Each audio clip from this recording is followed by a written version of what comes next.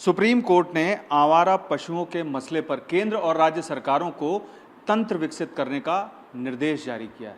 इस मसले पर सुप्रीम कोर्ट ने कहा है कि जो लोग जानवरों की वजह से दुर्घटना का शिकार हो जाते हैं तो ऐसी स्थिति में उन लोगों को मुआवजा मिलना चाहिए और जानवरों का प्रबंधन भी होना चाहिए। हमारे साथ बातचीत करने के लिए इस मसले पर सुप्रीम कोर्ट के एडवोकेट ज्ञानंद सिंह जी साथ में हैं। ज्ञानंद जी, सुप्रीम कोर्ट ने इस मामले में केंद्र और राज्य सरकारों को कहा है कि तंत्र विकसित करें। क्या देश में या राज्यों में कोई ऐसा कानून नहीं है कि जानवर अगर इधर उधर सड़क पर या हाईवे पर भटक रहे हैं तो उनको कहीं बंद रखा जाए या उनके मालिक को जिम्मेदार ठहराया जाए? देखिए, ये जो हमारे यहाँ प्रॉब्लम है बेसिकली स्ट्रे एनिमल्स को लेके है, जिसका कोई भी मालिक नहीं होता और जब पशु दूध देने लायक नहीं होते तो उनको सड़कों पे छोड़ दिया जाता है। कई जगह ये प्रॉब्लम्स हैं, विलेजेस में भी, फॉरेस्ट एरियाज़ में भी है, जो कि एनिमल्स जो वाइल्ड एनिमल्स है वो खाते हैं और कई बार जो टाइगर पॉपुलेशन है या कैट के जो पॉपुलेशन है जैसे लेपर्ड्स एंड ऑल दैट, तो उस पर कई बार बाहर की बीमारियां चली जाती हैं फॉरेस्ट में। तो ये भी एक अहम मुद्दा है जो स्ट्रे एनिमल्स को लेके कई राज्यों में लोग जूझ रहे हैं, सरकारें जूझ रही हैं। जहाँ तक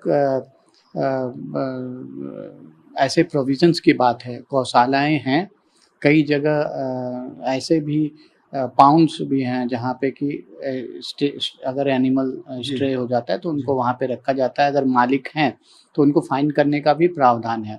लेकिन अगर सड़क पर या फिर यूं कहें कि हाईवे पर अगर किसी जानवर की वजह से कोई दुर्घटनाग्रस्त हो जाता है तो उनको मुआवजा मिलने का ऐसा कोई प्रावधान या कानून तो नहीं होगा? शायद इसी वजह से सुप्रीम कोर्ट ने इस पर एक तंत्र विकसित करने के लिए कहा है। देखिए, ऐसा कोई भी प्रावधान नहीं है, लेकिन जहाँ प्रावधान नहीं है, जहाँ आपके राइट्स का हनन हुआ है या हमारे अधिकार हैं कि हमें एक सेफ पब्लिक रोड पैसेज मिले, हमारा राइट टू लाइफ है, राइट टू फ्री मूवमेंट है, तो कानून में एक लॉ ऑफ टॉर्ट्स होता है। जहाँ कोई कानून नहीं है, बेसिक लॉ ये होता है कि जहाँ भी आपके अधिकार का हनन होता है तो उसकी रेमेडी होनी चाहिए जी। तो इंडिविजुअल केसेस में अगर कोई इंडिविजुअल किसी के यहाँ हताहत हो जाता है तो वो लॉ ऑफ टॉर्ट्स में स्टेट के खिलाफ क्लेम डाल सकता है, क्योंकि स्टेट को लॉ ऑफ टॉर्ट्स में इम्यूनिटी है, बट ओनली सोवरेन एक्ट्स के लिए, जैसे डिफेंस की गाड़ियाँ हैं या कोई सोवरेन एक्ट जब स्टेट परफॉर्म कर रहा है उसी में लॉ ऑफ टॉर्ट्स में इम्यूनिटी है, बाकी में नहीं है।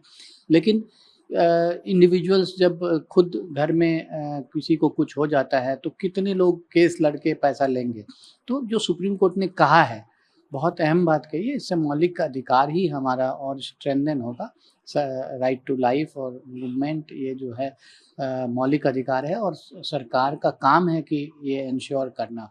तो ऐसे में एक अगर कॉम्प्रिहेंसिव पॉलिसी बन जाएगी कि ऐसे एक्सीडेंट्स पे, जैसे आज के डेट में मोटर व्हीकल एक्ट क्लेम्स होता है, उस तरह का अगर पॉलिसी बन जाएगा तो लोगों को कोर्ट नहीं जाना होगा। और आज भी जा नहीं रहे लोग। इंडिविजुअल केसेस में अगर चले भी गए तो एक इंडिविजुअल जाता है और एक ये लॉ बन जाएगा जिससे यूनिफॉर्मिटी रहेगी।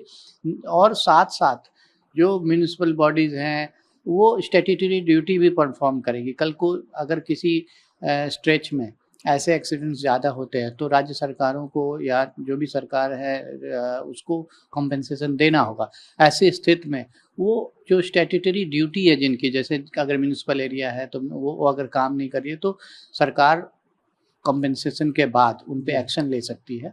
उनके अगर कोई अधिकारी खुद से जिम्मेदार पाया जाता है तो उस पर एक्शन भी हो सकता है। सुप्रीम कोर्ट ने एक और अहम बात कही है। सुप्रीम कोर्ट ने ये भी कहा है कि जो जानवरों के मालिक हैं, मान लीजिए गाय है या फिर भैंस है या बकरी है, इन सब की वजह से अगर कोई दुर्घटनाग्रस्त हो जाता है तो उन मालिकों को भी जिम्मेदार बनाया जाना चाहिए, ठहराया जाना चाहिए। तो यानी कि ये सिर्फ स्ट्रे जो कैटल्स हैं उन तक का मसला नहीं है, बल्कि ये उन लोगों की गैर जिम्मेदारा गैर जिम्मेदारी को लेकर के भी मसला है, जो अपने जानवरों को खुला छोड़ देते हैं और उसके बाद ये भी नहीं ध्यान देते कि वो कहाँ जा रहे हैं, क्योंकि सड़कों पर आम तौर पर जब वाहन गुज़र रहा होता है तेज़ी से और ऐसी स्थिति में कोई जानवर अचानक बीच में आ जाता है तो बड़ी दुर्घटना सामने आती है। देखिए, ऐसे केस में जो थोड़ा-सा अलग है, जहाँ तक स्टेट की कम्पेंसेशन देने की बात है, वो पॉलिसी आसानी से बन जाती है। जहाँ ये इंडिविजुअल केसेस आता है, तो अभी भी कानून में टॉर्शियस लायबिलिटी है, जो वाइकेरियस लायबिलिटी होता है। जैसे आपने अपने एनिमल को बाहर छोड़ रखा है, जैसे आपको भी पता होगा कि कई बार जो पेट डॉग्स होते हैं, किसी को काटता है तो लोग इस तरह से केस करते हैं और केसेस हुए हैं। तो इंडिविजुअल केसेस में इसमें अगर एक पॉलिसी बन जाएगी तो यूनिफॉर्मिटी आएगी। कई लोग जो कोर्ट नहीं पहुंच पाते हैं, जिनके पास वेयरविदॉल नहीं है, कोई गरीब है, तो उनको भी कॉम्पेंसेशन मिल पाएगा। अगर कोई पैरामीटर या कोई गाइडलाइन सेट हो जाता है तो सरकारें उसको इन्फोर्स करेंगी और ऐसे केसेस में सरकारें इन्फोर्स कर सकती हैं, क्योंकि पब्लिक प्लेस में किसी एनिमल का जाना अपने आप में गलत है। यानी कि एक यूनिफॉर्म पॉलिसी पूरे देश में बन जाए और उसी के तहत हर एक राज्य में मुआवजे का प्रावधान हो, चाहे वो स्ट्रे कैटल्स की वजह से हो या फिर किसी व्यक्ति के जो जानवर हैं जो इधर उधर सड़क पर घूम रहे हैं उनकी वजह से कोई हताहत हो। तो ऐसी स्थिति में पूरी जो पॉलिसी होगी वो एकीकृत कहने की अगर माने तो सुप्रीम कोर्ट का यही मंशा होगी इस मामले में। हाँ, ऐसी मंशा जो है सही है, क्योंकि इससे एक यूनिफॉर्मिटी आएगी, सबको कॉम्पेंसेशन मिलेगा। अगर किसी प्राइवेट ओनर की गलती है तो स्टेट उस पे प्रोसिक्यूशन भी कर सकती है। पहले तो कॉम्पेंसेशन देने के बाद वो एक सेकंड स्टेप होगा कि जो एनिमल्स हैं, एनिमल के मालिक हैं, उनके ऊपर क्या लायबिलिटी फिक्स की जा सकती है। क्रिमिनल लायबिलिटी भी होती है, तो वो क्रिमिनल लॉ स्टेट एनफोर्स करती है। क्रिमिनल केसेस उनके मालिकों पर किया जा सकता है, जिसमें पनिशमेंट के अलावा जो कॉम्पेंसेशन का अमाउंट स्टेट ने बियर किया है वो भी फाइन के रूप में, पनिशमेंट में फाइन के रूप में उससे वसूला जा सकता है। क्या जो स्ट्रे डॉग्स वाला मैटर था उसमें इस मामले को कहीं ना कहीं जुड़ा हुआ माना जा सकता है? चूँकि स्ट्रे डॉग्स के मामले में ये देखा गया था कि सुप्रीम कोर्ट ने बहुत ही कड़े निर्देश जारी किए थे, लेकिन यहाँ पर सिर्फ मुआवजे तक सीमित रखा है मामले को, शायद इस वजह से कि गौशालाएं और जानवरों को एक जगह रखने की व्यवस्थाएं पहले से हैं। देखिए, थोड़ा-सा फ़र्क है, ये 2 चीज़ें हैं। ये जो है एम्बिट उसका बहुत वाइड हो गया, और दूसरा जो डॉग्स को लेके जो सुप्रीम कोर्ट ने किया था, डॉग एक बहुत बड़ा मेनेस सुप्रीम कोर्ट के कॉग्निजेंस में आया था कि एक मेनेस हो गया है। तो उस केस में जो सुप्रीम कोर्ट ने किया था, उसमें सुप्रीम कोर्ट जो टिल्ट की थी, प्रिवेंटिव की ओर टिल्ट की थी कि कुत्तों को हटाया जाए, तो उससे ऐसी इंसिडेंट्स नहीं होंगे।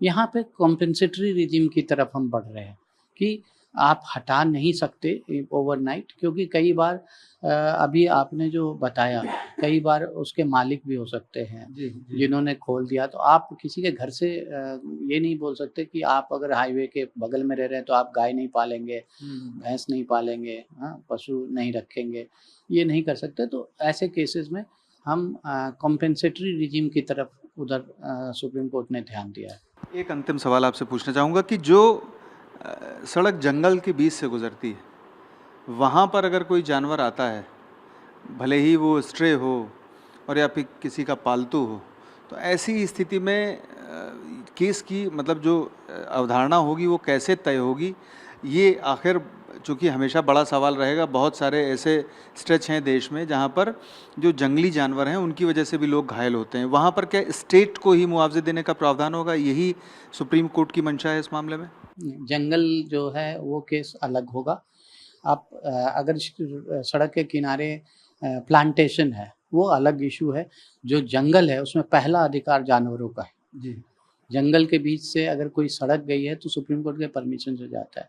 अब जितनी सड़कें बन रही हैं उसमें एलिफेंट कॉरिडोर्स हैं, हम रिकॉग्नाइज कर रहे हैं। First right to movement elephants का है, तो हमने अभी देहरादून या दिल्ली से वो हरिद्वार होते हुए एक रास्ता राजा जी नेशनल पार्क के पास से गया है, तो उसमें हमने आइडेंटिफाई कर रखा है कि एलिफेंट कॉरिडोर्स कौन से हैं, और वहाँ पे अंडर अंडर दी हाईवे वहाँ पे एलिवेटेड है, उसके नीचे से उनका कॉरिडोर का रास्ता दिया गया है।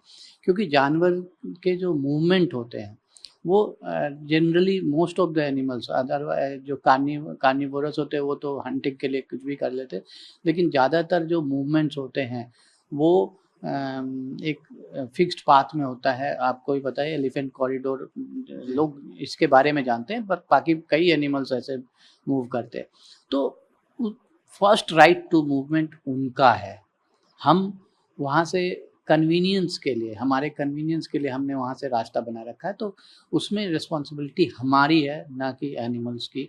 एनिमल के ऊपर फॉरेस्ट के जो रोड्स हैं उसको उसके पैरामीटर्स अलग होने चाहिए।